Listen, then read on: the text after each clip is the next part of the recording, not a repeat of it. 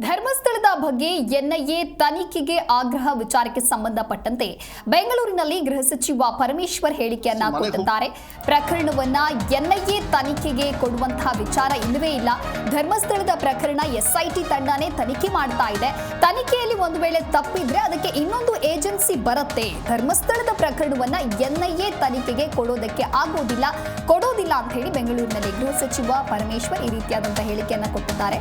ಒಂದು ಕಡೆ ಧರ್ಮಸ್ಥಳಕ್ಕೆ ಸಂಬಂಧಪಟ್ಟಂತೆ ಏನು ಪ್ರಕರಣ ಇದೆ ಅದನ್ನ ಎಸ್ಐಟಿ ತಂಡ ವಿವಿಧ ಆಂಗಲ್ ನಲ್ಲಿ ತನಿಖೆಯನ್ನ ಮಾಡ್ಕೊಂಡು ಹೋಗ್ತಾ ಇದೆ. ಹಾಗಾಗಿ ಪ್ರಕರಣವನ್ನ ಎನ್ಐಎ ತನಿಖೆಗೆ ಕೊಡುವಂತಹ ವಿಚಾರವೇ ಇಲ್ಲ ಅಂತ ಹೇಳಿ ಗೃಹ ಸಚಿವ ಪರಮೇಶ್ವರ್ ಸ್ಪಷ್ಟನೆಯನ್ನ ಕೊಟ್ಟಿದ್ದಾರೆ.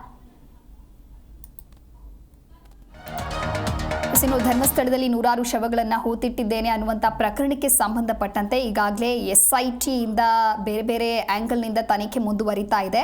ಇನ್ನು ಅದಕ್ಕೆ ಸಂಬಂಧಪಟ್ಟಂತೆ ಎನ್ಐಎ ತನಿಖೆಗೂ ಕೂಡ ಆಗ್ರಹಗಳು ಕೇಳಿಬರ್ತಾ ಇದೆ. ಇದೇ ವಿಚಾರವಾಗಿ ಗೃಹ ಸಚಿವ ಪರಮೇಶ್ವರ್ ಹೇಳಿಕೆಯನ್ನ ಕೊಟ್ಟಿದ್ದಾರೆ.